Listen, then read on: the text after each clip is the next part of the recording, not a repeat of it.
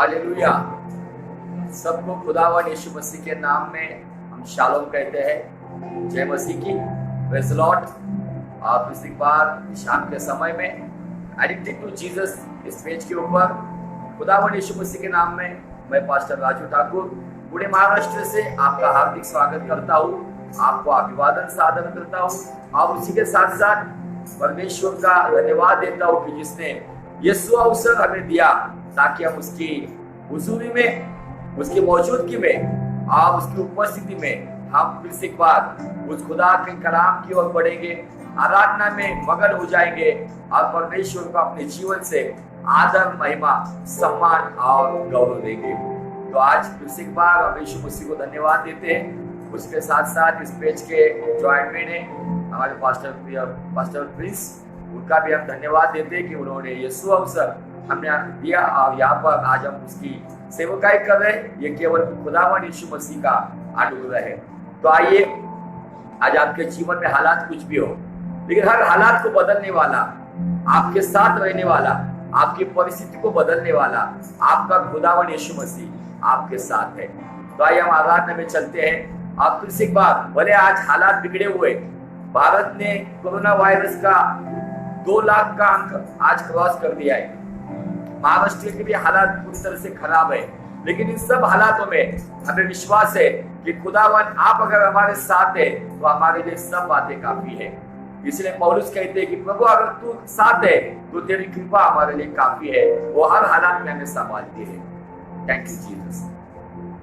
तुम रहने से मुझे काफी है यीशु, तेरे पीछे पीछे चलूंगा मैं यीशु। रहने से मुझे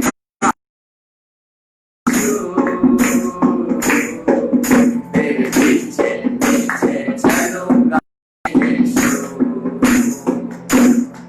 वो तेरा शब्द काफी है, तेरा नाम काफी है, तेरी नजर काफी है, तेरा छाया काफी है।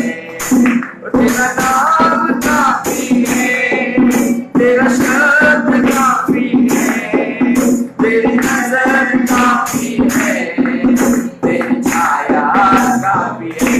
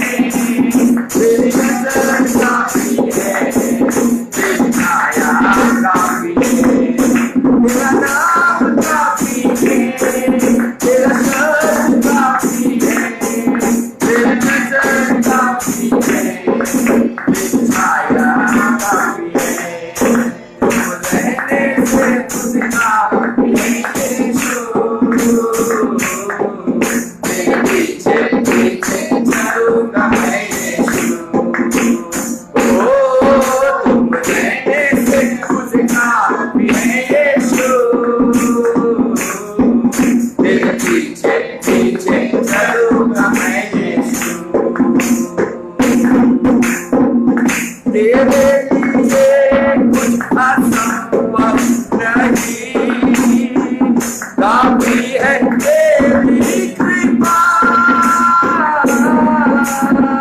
तेरे बिना मिल सकती नहीं मुझको कहीं भी शिफा,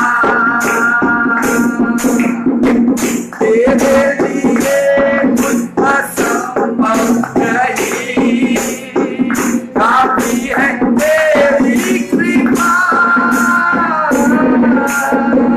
तेरे बिना मिल सकती नहीं मुझको कहीं भी शिफा, तेरा नाम काफी है, तेरा शब्द काफी है, तेरी नजर काफी है, तेरी छाया काफी है, तेरा नाम काफी है, तेरा शब्द काफी है, तेरी नजर काफी है, तेरी छाया काफी है, तुम रहने से मुझे काफी है यीशु, तेरे पीछे पीछे चलूंगा मैं यीशु, तुम मुझे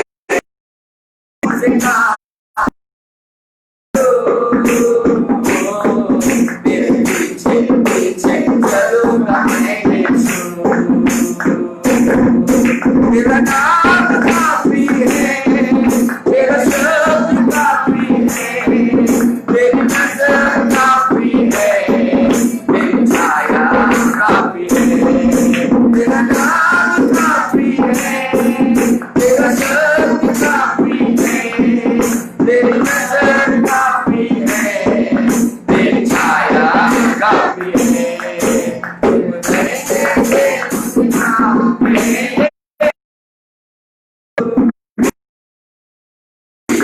पीछे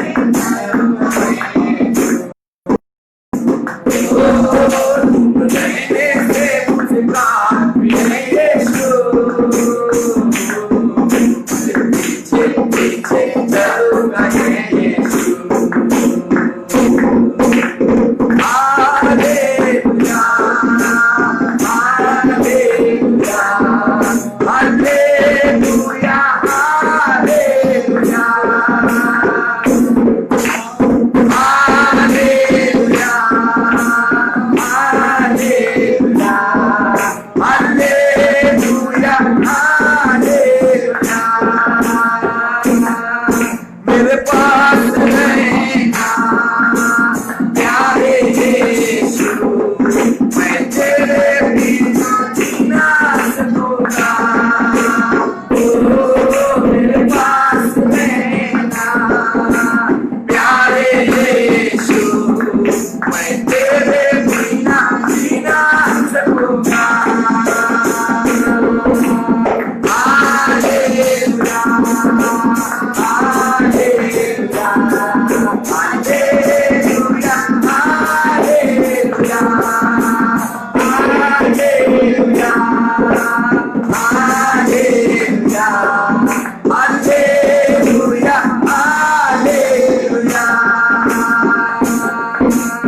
रात के अंधेरों में मेरी रोशनी बनकर आ, मौत की वादियों में मेरी जिंदगी बन जा, रात के अंधेरों में मेरी रोशनी बनकर आ, मौत की वादियों में मेरी जिंदगी बन जा, मेरे पास रहना प्यारे यीशु, तेरे बिना जीना सकूंगा, मेरे पास रहना प्यारे यीशु, मैं तेरे बिना जीना सकूंगा,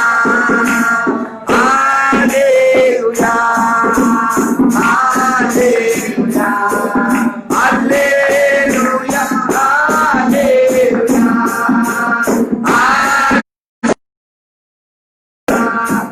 हालेलुया हालेलुया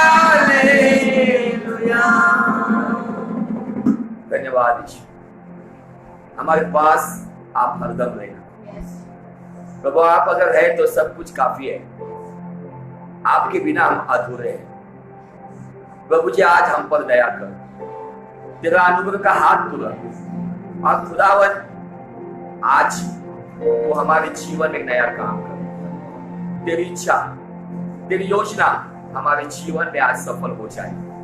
भले हालात कितने भी बिगड़े हुए क्यों ना हो, भले हमारे आसपास की परिस्थिति हमारे जीवन में अच्छा हो या बुरा हो, लेकिन हम हर हालात में यही कहेंगे प्रभु कुछ नहीं प्रभु, केवल आप हमें चाहिए। अगर आप है तो आज भी लाल समंदर 2 हिस्से में फट जाएगा। अगर आप है आज भी यरदन 2 हिस्से में फटेगी। आज हम यरीहो के वो जयवंत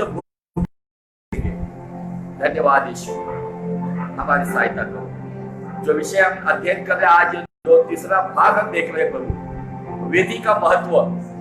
आज हमारे जीवन में हम वेदी के महत्व के बारे में परमेश्वर आज विशेष अध्ययन करने के लिए तैयार है। जैसे तूने चेलों का मन लूका रचित सुसमाचार 24, 44, 45 पे जैसे तूने खोल दिया, वैसे हमारे मनों को तू खोल दे ताकि तेरे कलाम को हम ग्रहण कर सके। अब उस कलाम के अनुसार हम अपना हर एक कदम आपकी इच्छा के अनुसार आज वो अनुग्रह और पवित्र आत्मा की अगुवाई आज हमारे जीवन में एक नए सामर्थ्य होने दे। जो भाई देख रहे हैं, जो बहन देख रहे हैं, जो देखेंगे, उन सभी को आज का कलाम ग्रहण करने के लिए तू अगुवाई कर। सारा आदर, सारी महिमा आपके जलाली नाम को देते हुए आपका इकलौता खुदावन यीशु मसीह जो हमारा और सारे जहां का मुक्तिदाता है, उस यीशु के पवित्र नाम में सुन और ग्रहण कर पिता। आमीन आमीन हालेलुया।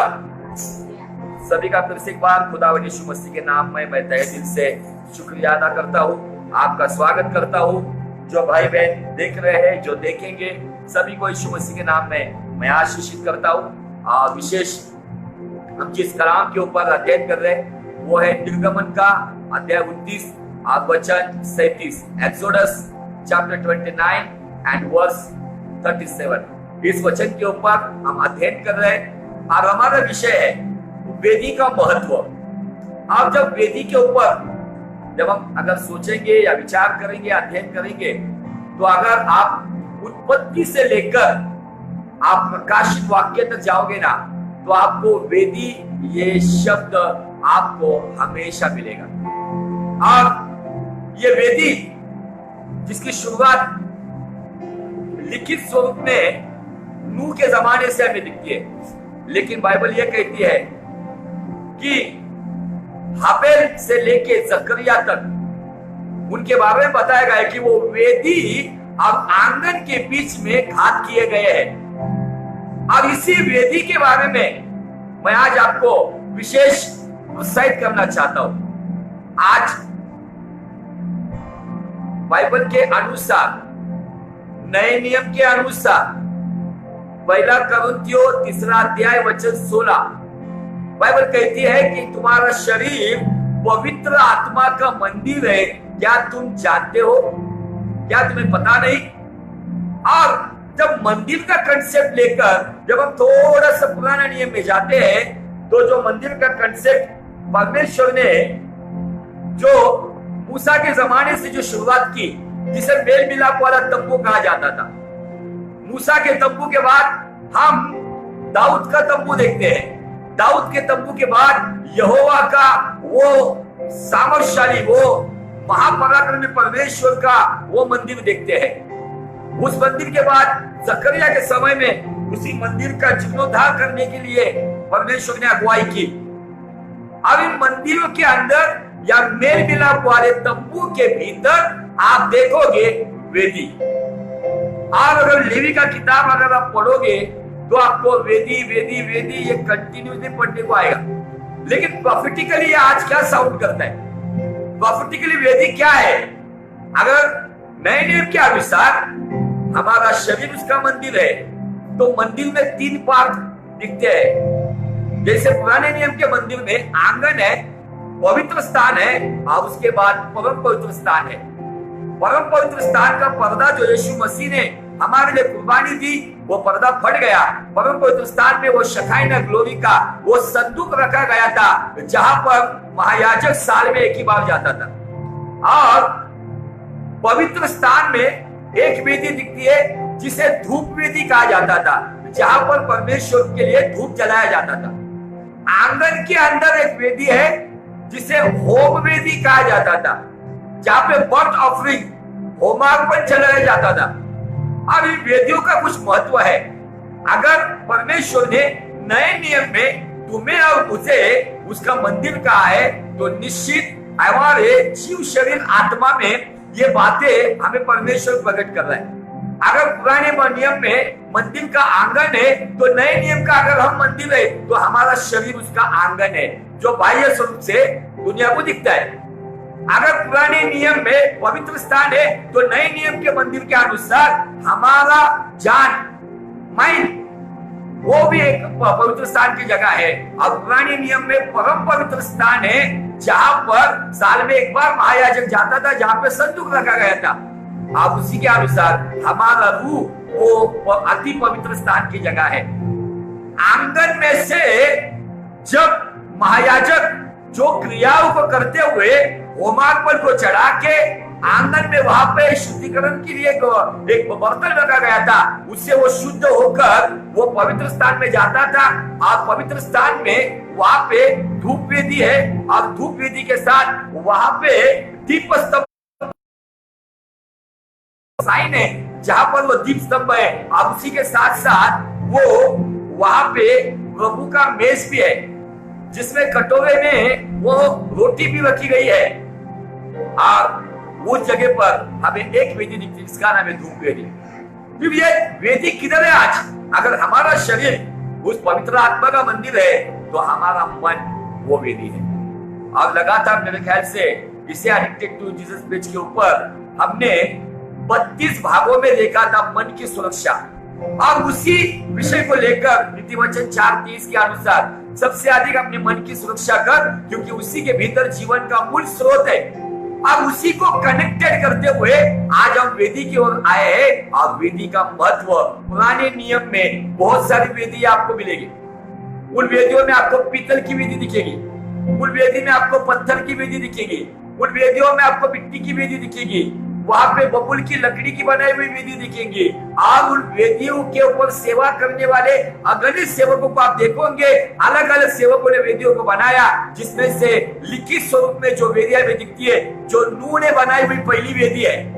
मैं अभी वचनों को नहीं पढ़ूंगा, आप बहुत समझदार लोग हो, आपको अच्छी तरह से पता है कि जब अरारत पर्वत के ऊपर जब नूह का जहाज जब रुक गया, तब परमेश्वर ने नूह को कहा अभी बाहर निकला। नूह जब जमीन पर आया, 1 साल 10 दिन के बाद, लोग गलत बताते 40 दिन, अगर आप अध्ययन करोगे तो नूह 1 साल 10 दिन तक जहाज के अंदर था। 375 दिन 375 डेज वो जहाज के अंदर रहने वाला। जब वो जहाज के बाहर आया ना, तो नूह हमें आज एक संदेश दे रहा है। हम लोग भी इस लॉकडाउन के बाद जब आएंगे ना, तब आपको पहले आपकी वेदी के ऊपर आपको परमेश्वर को धन्यवाद का बलिदान चढ़ाना होगा। आपको आपके परमेश्वर के लिए थैंक्सगिविंग का बलिदान चढ़ाना होगा। नूह जैसे धरती पर कदम रखता है, बाइबल कहती है नूह ने उस वेदी के ऊपर शुद्ध प्राणियों का और शुद्ध पंछियों का उस वेदी के ऊपर उसने बलिदान चढ़ाया। और बाइबल कहती है वो बलिदान का सुगंध यहोवा ने पाया और यहोवा खुश हो गया। और वहां पर यहोवा ने एक वाचा बांधी, यहाँ से आगे मैं मानव को इस तरीके से सजा नहीं दूंगा। और उसके साथ साथ उसी वेदी के बाद परमेश्वर ने, यहोवा ने नूह के परिवार को आशीषित किया। अब वहां पे वाचा का एक चिन्ह रखा, जिस चिन्ह को मेघ धनुष्य कहा गया, रेनबो।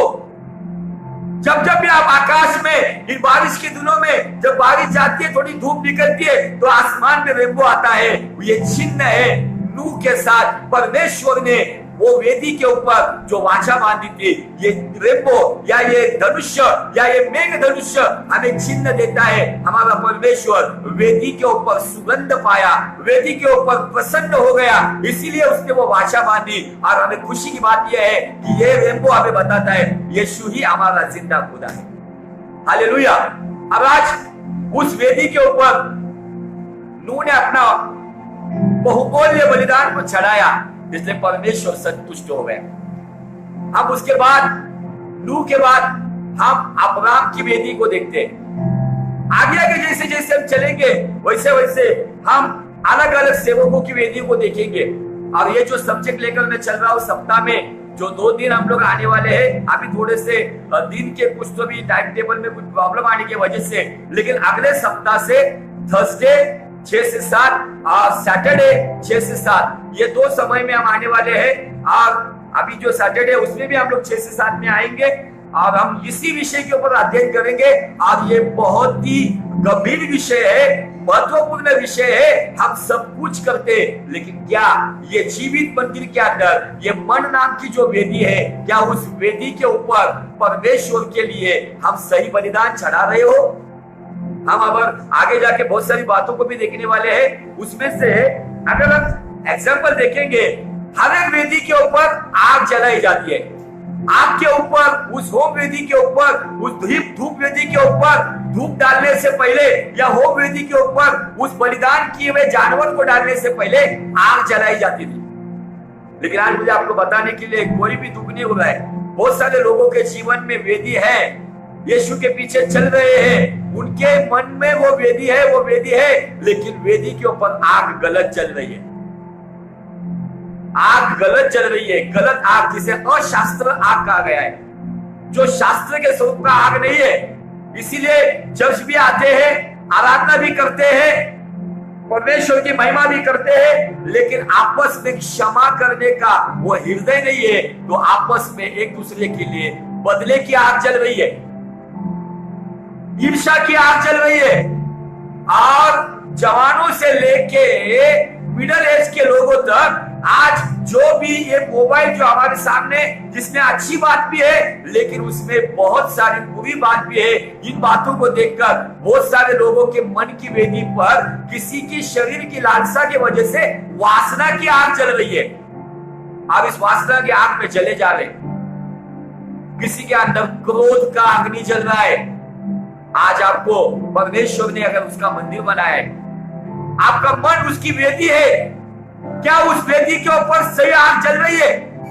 क्या उस वेदी के ऊपर मैं गलत बातों को जला रहा हूं?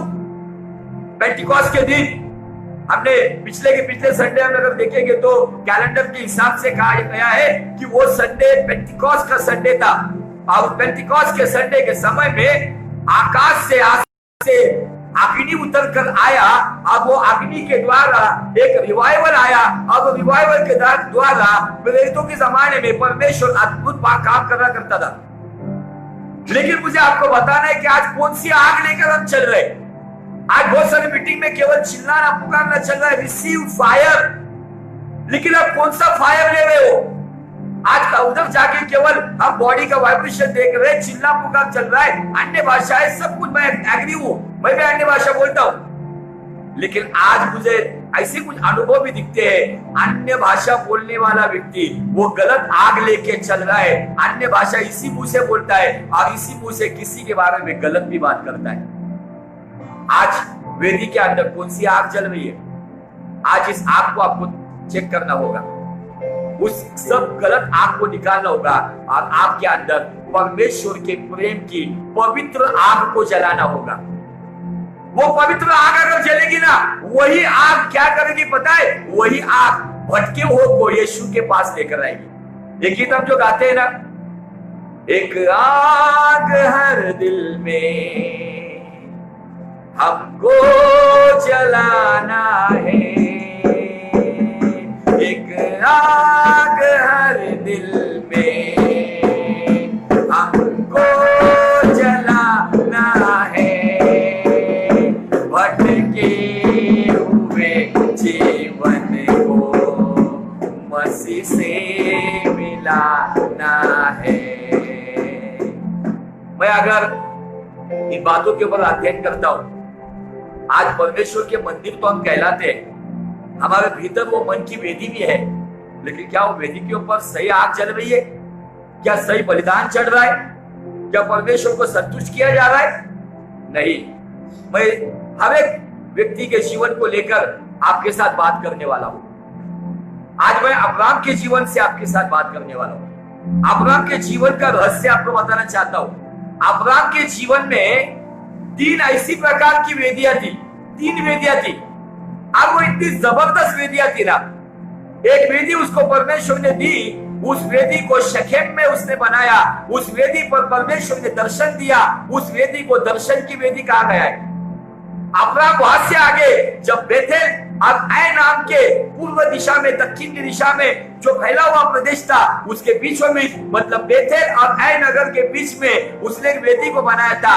उस वेदी पर उसने प्रार्थना की, उस वेदी को कहा जाता है प्रार्थना की वेदी।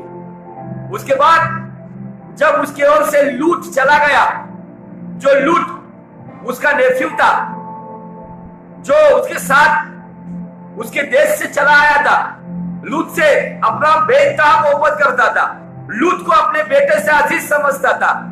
लेकिन बाइबल कहती है जब लूत अब्राहम को छोड़ के चला गया, तब अब्राहम हेब्रोन में आया।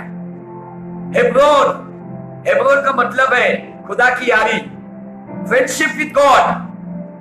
आज ये तीन वेदियां मैं आपको अब्राहम के जीवन से बताने जा रहा हूं। कम से कम समय में मैं आज आपको बताने जा रहा हूं कि आपके जीवन में वेदी का महत्व क्या है।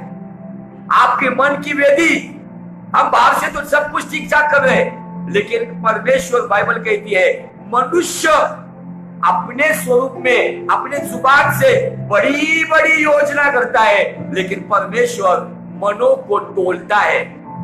परमेश्वर मन को जांचता है, वो मन और हृदय को जानने वाला परमेश्वर है। हम बाहर से कितनी भी एक्टिंग करें, लेकिन हमें पता है हमारा मन क्या है। ये मन अलग अलग जगह पे भटकता है, हमारी वेदी को वो जानता है। मैं आज आपको बताना चाहता हूं, अगर आपको अब्राहम की ब्लेसिंग चैप्टर देखते हैं 13 से लेके आगे, यीशु उसमें पिता का उद्देश्य यह है कि अब्राहम की आशीष हमें मसीह यीशु में, Corinthians 2:16 कहता है हमें मसीह का मन है, तुम्हारे मन के मंदिर के अंदर मसीह की वेदी है। लेकिन क्या उस वेदी को आप ख्याल रख रहे हो? क्या उस वेदी पर पवित्र आत्मा की योग्य आग जल रही है? उस आग में आप पिता को अपने जीवन का योग्य बलिदान, उत्तम बलिदान, सर्वश्रेष्ठ बलिदान जो उसको भाता है वो बलिदान दे रहे हो, या आपके जीवन में आपकी वेदी की आग बुझी हुई है? सोचो, ये बहुत महत्वपूर्ण विषय है, इसलिए मैंने इस टॉपिक को नाम दिया है वेदी का महत्व। आप उसके लिए एक वचन हम बार बार पढ़ते रहेंगे, वो वचन है निर्गमन का 29 अध्याय और वचन 37, एक्सोडस चैप्टर 29 एंड वर्स 37। 7 दिन तक वेदी के लिए प्रायश्चित करके, 7 दिन तक वेदी के लिए प्रायश्चित करने के लिए बोला है। अब हमारे जो सप्ताह के 7 दिन है ना, 24/7, तो मैं इस वेदी को, इस मन की वेदी को आपको प्रायश्चित करके, बाइबल कहती है उसे पवित्र करना। क्यों पवित्र करना? क्योंकि मेरा परमेश्वर अद्भुत परमेश्वर है, आपका परमेश्वर यीशु मसीह हम सभी का परमेश्वर अद्भुत है, जिसकी पहचान यह है, जब यशायाह ने देखा, जब यूहन्ना ने देखा तो क्या कहा? पवित्र, अति पवित्र, पवित्र, अति पवित्र है सेनाओं का प्रभु, है सेनाओं का प्रभु। तो और एक बात है ना, मुझे बहुत ही फक्र महसूस होता है जब मैं मेरे खुदा की बात को जब समझता हूँ। इस दुनिया में कोई नहीं कहा, इस दुनिया के कोई भी ग्रंथों को जाकर पढ़ो, किसी का भी धर्म ग्रंथ जाके पढ़ो, कोई ग्रंथ का परमेश्वर ने ये नहीं कहा जैसा मैं हूँ वैसे आप हो जाओ। केवल यीशु ने कहा है मैं पवित्र हूँ और आप पवित्र हो जाओ। बाइबल कहती है पवित्रता के सिवाय खुदावन को कोई देख नहीं सकता।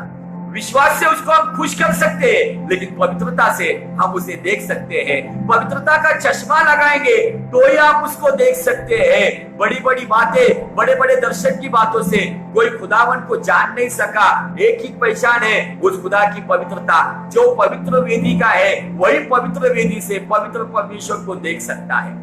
हालेलुया। आज अपने मन की वेदी के लिए प्रायश्चित करना जरूरी है। और प्रायश्चित के लिए आपको बकरा, मुर्गा या मेमना काटने की जरूरत नहीं है। 2020 साल पहले यूहन्ना ने चीख चीख कर कहा है, ये देखो परम पवित्र परमेश्वर का मेमना जो सारी दुनिया का पाप उठा के लेके जाएगा।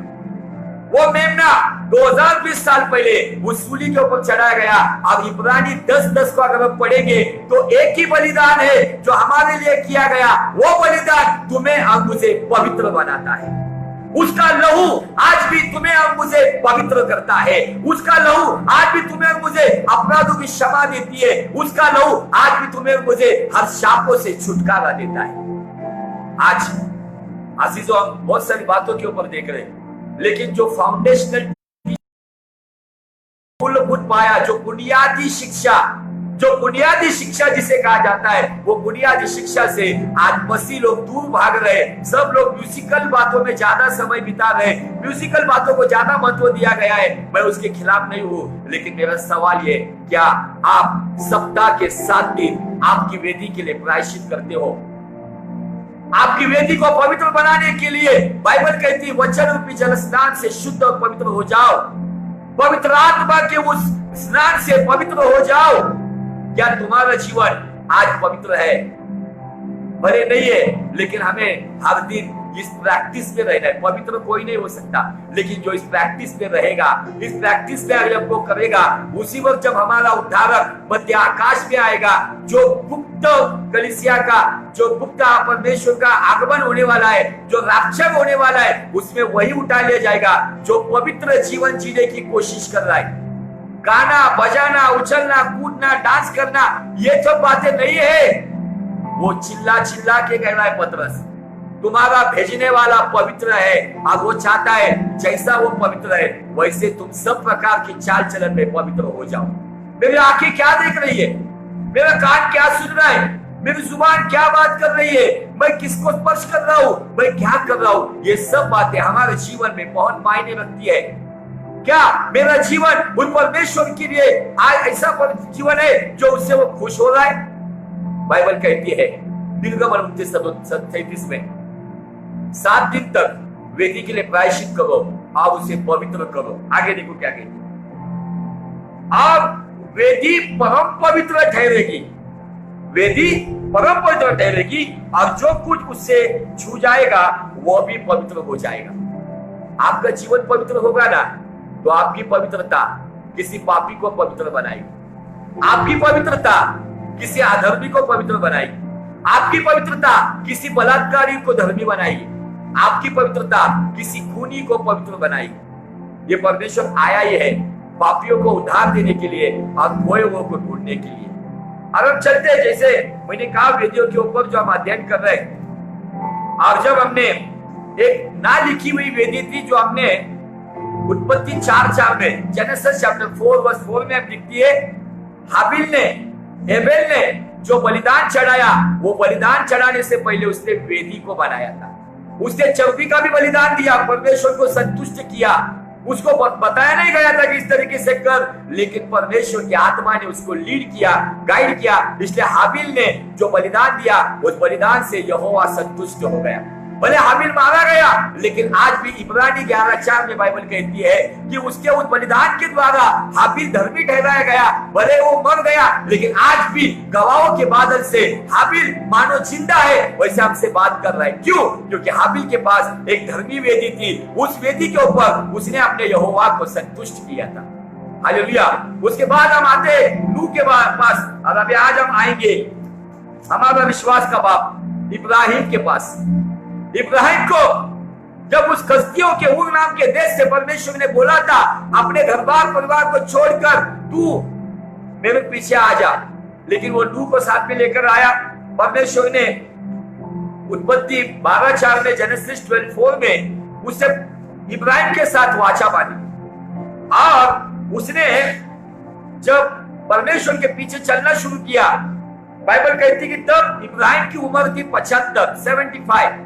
अब वो जब चला, चलते चलते जब वो आगे गया, तो बाइबल कहती है इस प्रकार अपनी पत्नी सारे और अपना भतीजा लूत को, जो धन उन्होंने इकट्ठा किया था, जो प्राणी उन्होंने हारान में प्राप्त किए थे, सबको लेकर कनान देश में जाने के लिए निकल चला। अब वो कनान देश में आ गए। उस देश के बीच से जाते हुए अब्राम शकेम में, नाम याद करो, शकेम में जहां मोरे का पान वृक्ष है वहां पहुंचा। उस समय उस देश में कनानी लोग रहते थे। तब यहोवा ने अब्राम को दर्शन देकर कहा, यह देश मैं तेरे वंश को दूंगा। और उसने वहां यहोवा के लिए जिसने उसे दर्शन दिया था वेदी बनाई। वेदी नंबर 1 हर एक विश्वासी के जीवन में, हर एक चेले के पासवान के जीवन में, अपोस्टल के जीवन में, प्रॉफिट के जीवन में, टीचर के जीवन में, इवांजेलिस्ट के जीवन में, उनके जीवन में परमेश्वर की दर्शन की वेदी होना बहुत जरूरी है। वो दर्शन की वेदी बाइबल कहती है इब्राहिम ने वहां पर परमेश्वर के लिए एक वेदी बनाई, जो जगह था शकेम। और बाइबल कहती है फिर वहां से वो आगे बढ़ गया। आज बहुत सारे लोग क्या करते पता है, दर्शन दर्शन दर्शन, भविष्यवाणी भविष्यवाणी भविष्यवाणी, उसी जगह पे फंस जाते। उसी जगह पर वो एक ही जगह पर, जैसा मेंढक, उसको लगता है कि वो जो पानी का जो छोटा सा नहर है, उसको लगता है कि वही दुनिया है। इस गड्ढे से उस गड्ढे में, इस गड्ढे से वो गड्ढे में, उधर ही वो भटकते रहता है। लेकिन अब्राहम हमें यहाँ पे संदेशा दे रहा है, दर्शन की वेदी से आगे और बढ़ो। अब क्या हुआ वहां पे, फिर वो आगे वो बढ़ा, उस पहाड़ पर आया जो बेतेल और पूर्व की ओर अपना तंबू उस स्थान में खड़ा किया जिसके पश्चिम की ओर बेतेल और पूर्व की ओर ए या आई नाम का राज्य है। वहां भी उसने वहां भी बोला है, वहां भी मतलब एडिशनल।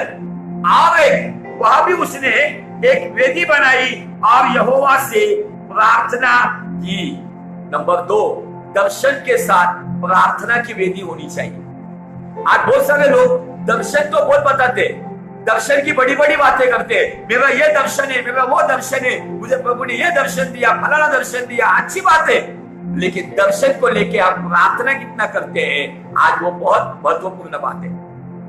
जब वो प्रार्थना करने लगा, वहां से वो रुकना चाहिए था, लेकिन अब्राम वहां से आगे मिस्र में चला गया।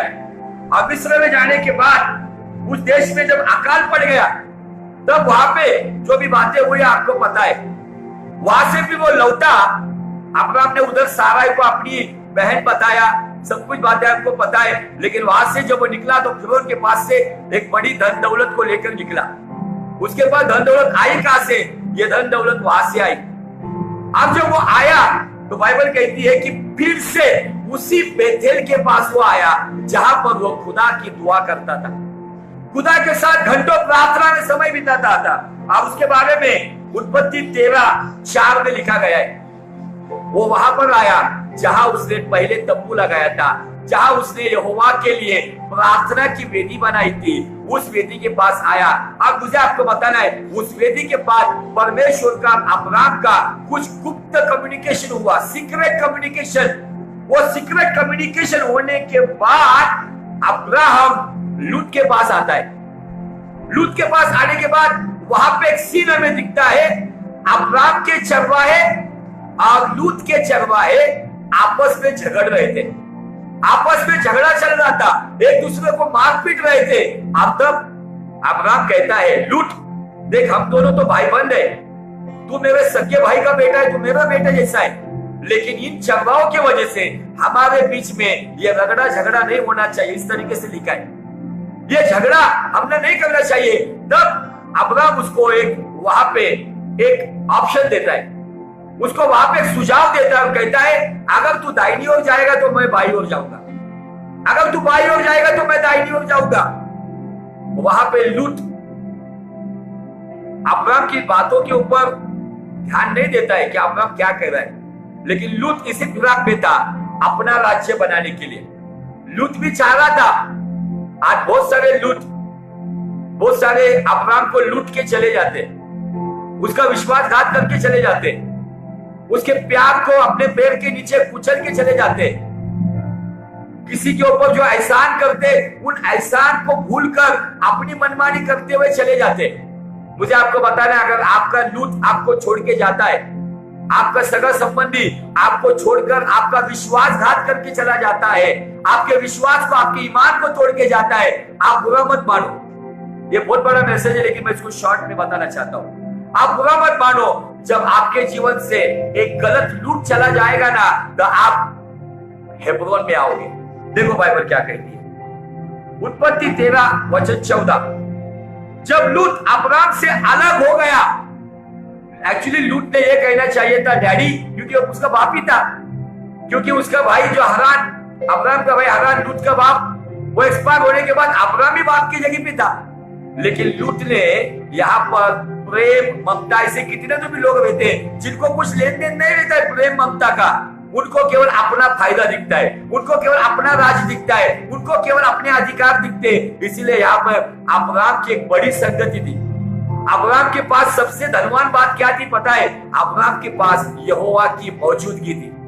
अब्राम के पास द प्रेजेंस ऑफ गॉड था। उस प्रेजेंस को छोड़कर लूट दुनिया में जहां पे सदोम गमोर की गंदगी थी, उस गंदगी की ओर चला गया। आज बहुत सारे लोग अपने बाप का ठुकरा देते, अपने बाप को अहमियत नहीं देते और चले जाते, फिर दुनिया में पछताने के बाद फिर आकर लौट कर आते हैं, लेकिन उस टाइम समय खत्म हो चला जाता है। यहाँ पे बाइबल कहती है लूत अब्राम से अलग हो गया, तब उसके पश्चात अब्राम को यहोवा ने कहा। उसके बीच के बाद में यहोवा ने अब्राम से बहुत कम बातें की है, लेकिन जैसा लूत चला गया ना, स्वर्ग का कम्युनिकेशन शुरू हो गया। कभी कभी कुछ लोग रहते हैं जो हमारे बीच में दिक्कत पैदा करते हैं। मिनिस्ट्री के अंदर कुछ लूट के स्पिरिट के लोग रहते हैं जो केवल अपना स्वार्थ देखते हैं। परिवार में कुछ लूट के स्वभाव के लोग होते हैं जो केवल अपना फायदा देखते हैं। वो जाते हैं तो जाने दो, जैसे वो जाएंगे ना, परमेश्वर आपसे बात करना शुरू करेगा। बाइबल कहती है यहोवा ने अब्राम से बात की और वहां पे यहोवा ने उसे मार्गदर्शन किया और कहा, आंख उठाकर जिस स्थान पर तू है वहां से उत्तर दक्षिण पूर्व पश्चिम चारों ओर दृष्टि कर, क्योंकि जितनी भूमि तुझे दिखाई देती है उसे मैं सब तुझे और तेरे वंश युग के लिए दूंगा।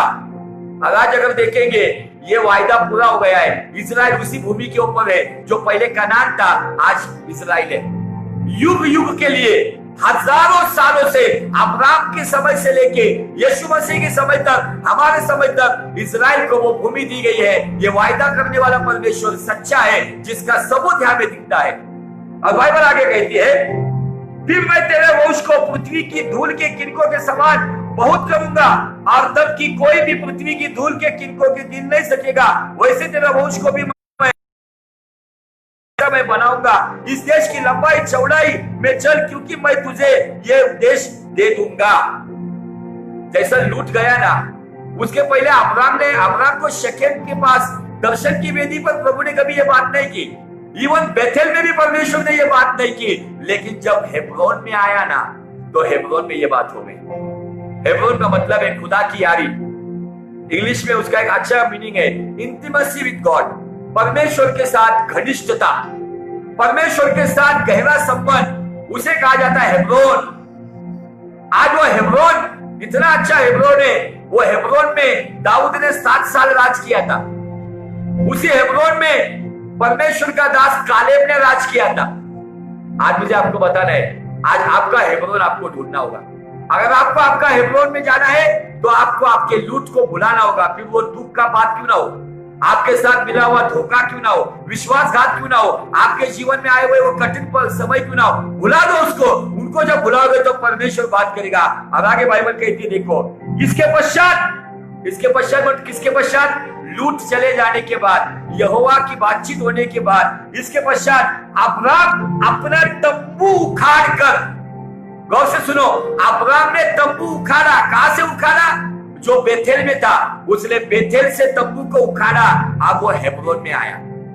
आज आपको अभी हेब्रोन में आना होगा।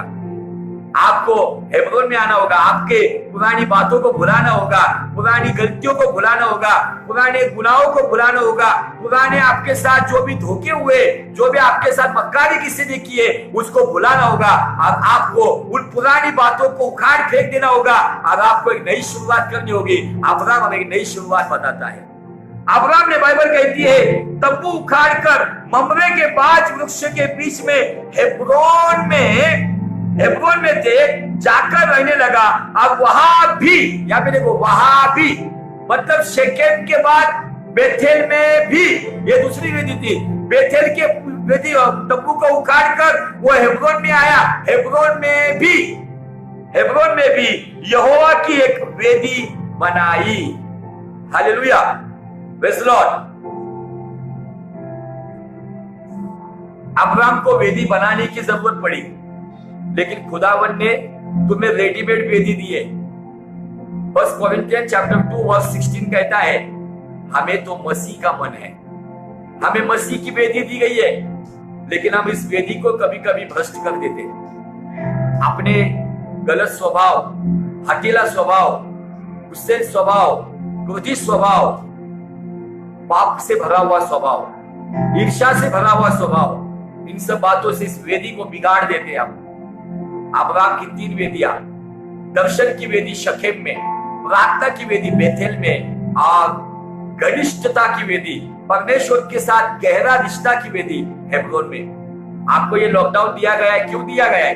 ये लॉकडाउन हमारे पहले जो पीढ़ी थी उनको भी नहीं मिला, अब पता नहीं हमारे बाद की पीढ़ी को मिलेगा क्या नहीं, लेकिन हमको दिया गया है ना। तो ये लॉकडाउन, आप भले टीनेजर हो, आप यंग एज में हो, आप मिडिल एज के हो, आप बुजुर्ग हो, मैं सबको बताना चाहता हूं, ये लॉकडाउन में परमेश्वर चाहता है आप हेब्रोन में आपकी वेदी बनाओ। हेब्रोन का मतलब खुदा की यारी, हेब्रोन का मतलब है गहरी दोस्ती। और यीशु मसीह कहता है, मैं तुम्हारा दोस्त हूं। यीशु का दोस्त कौन है? यीशु कहता है, जो मेरी आज्ञाओं का पालन करता है वो मेरा दोस्त है। क्या आज आप वो दोस्ती पाना चाहते हो? दुनिया की दोस्ती आज दोस्ती करेगी, लेकिन कल हमें गद्दारी मिलेगी।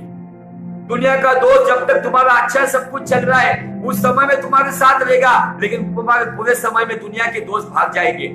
लेकिन ये ऐसा दोस्त है ना, इस दोस्त ने तुम्हारे और मेरे लिए 2020 साल पहले हमें स्वर्ग में देखने के लिए, हमारे उद्धार के लिए, उस दोस्त ने अपने शरीर का आखिरी खून का कतरा भी बहा दिया है।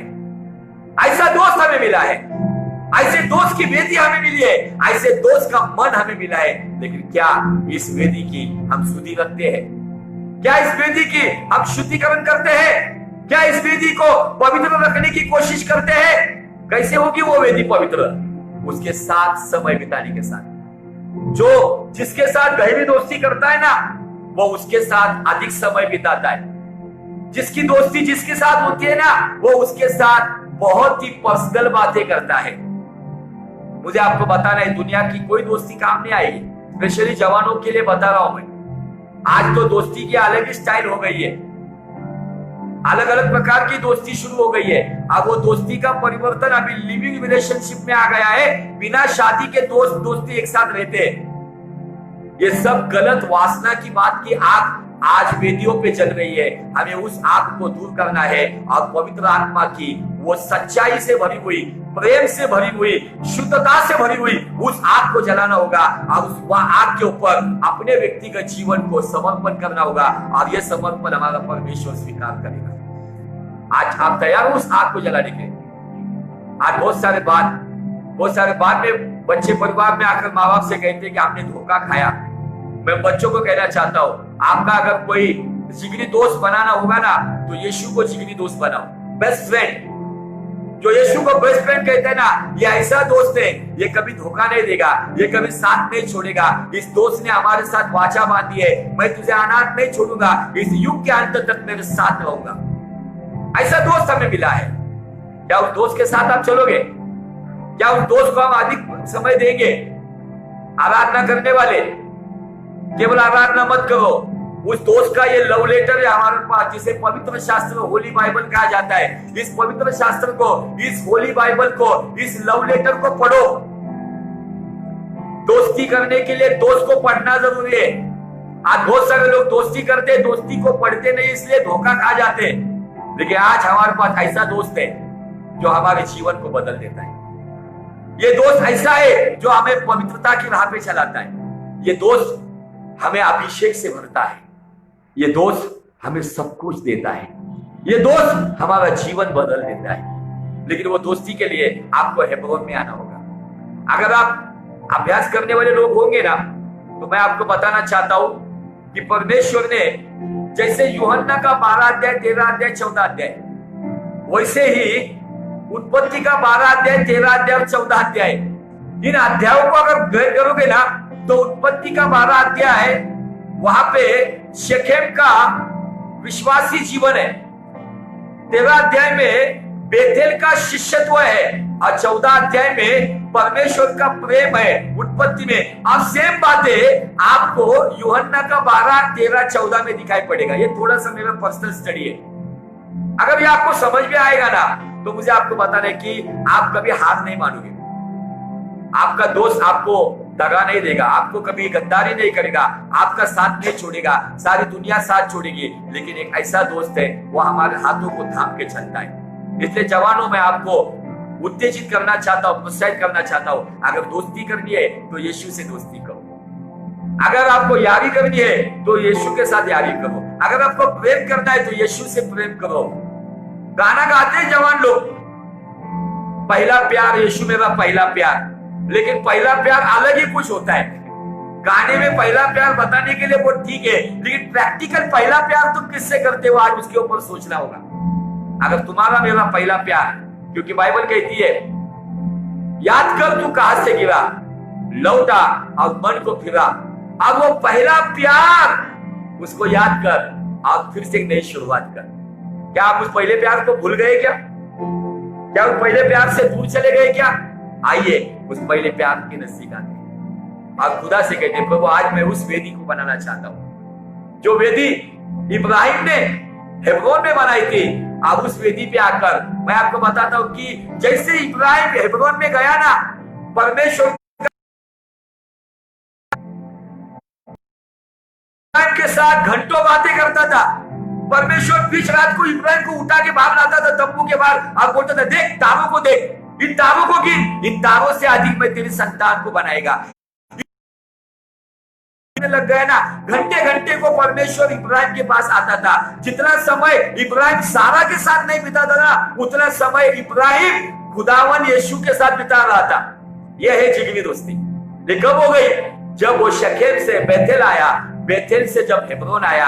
और बाइबल में आप पढ़ेंगे हेब्रोन में इब्राहिम को गाड़ा गया, हेब्रोन में सारा को गाड़ा गया, हेब्रोन में इसहाक को गाड़ा गया, हेब्रोन में रेबेका को गाड़ा गया, हेब्रोन में याकूब को गाड़ा गया, हेब्रोन में लेया को गाड़ा गया। हेब्रोन फेवरेट प्लेस था। और ये हेब्रोन में इब्राहिम ने कुछ जगह खरीद के ली थी। क्यों खरीदा उसने ये जगह उस हेब्रोन में जो भाई लोग थे ममरे में, उन लोग के पास से उसने वो जगह खरीद ली थी, क्योंकि उसको पता था यही वो जगह है जहां पर मेरा दोस्त मुझे मिलने आता है। उसने वहां पर समर्पण किया, त्याग किया। उसको पता था यही ये जगह है जहां पर मेरा खुदा, मेरा दोस्त मुझे मिलने आता है। आशीषो परमेश्वर के लोगों, अपनी वेदी हेब्रोन में बनाओ। दुनिया की यारी धोखा देगी, लेकिन खुदा की यारी तुम्हें महिमा से महिमा में लेके जाएगी। कौन सी यारी करोगे आप? कौन सी दोस्ती निभाओगे आप? आपको ये दोस्ती चाहिए। मेरे बहुत दोस्त हुआ करते थे जब मैं प्रभु में नहीं था, लेकिन जब से मुझे ऐसा दोस्त मिला, मेरा जीवन बदल गया। आज वो चाहता है इब्राहिम के जैसे मेरे बच्चों मुझसे दोस्ती करो। अपनी वेदी का महत्व, इब्राहिम ने हेब्रोन में वेदी बनाया, वहां पर परमेश्वर लगातार आना शुरू कर दिया। कुछ बातें हम अगले सेशन में देखेंगे। प्रभु करे आपको आशीषित करे। आपके जीवन की मन की वेदी का महत्व समझाने के लिए पवित्र आत्मा आपको अगुवाई करे। May God bless you. Good night.